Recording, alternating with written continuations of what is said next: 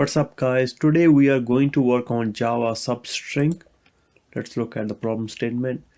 Given a string s, so they give us a string s here, two indices start and end, print a substring consisting of all characters in the inclusive range from start to end -1. You will find the string class substring method helpful in completing this challenge. Input format. The first line contains a single string denoting s. The second line contains two space-separated integers denoting the respective values of start and end.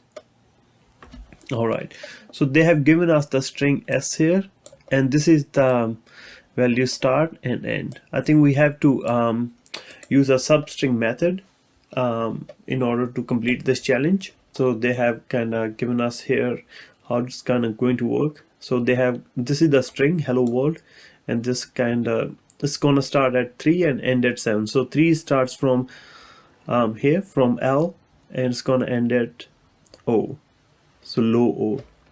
Okay, so just so first I'm gonna just system.out.println.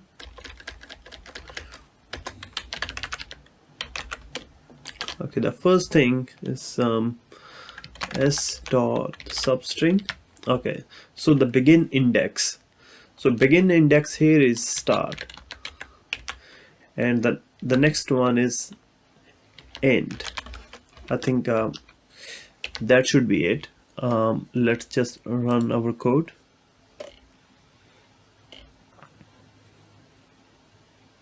Congratulations, we have passed the sample test. So let's just submit our code just to see if all the tests are going to be passed. Yep, so all the test cases passed. So yep, so in this challenge is the simple method substring. So it just basically means that we can get the some numbers based on the starting and ending value here. I think that's it for today. Thank you for watching my video.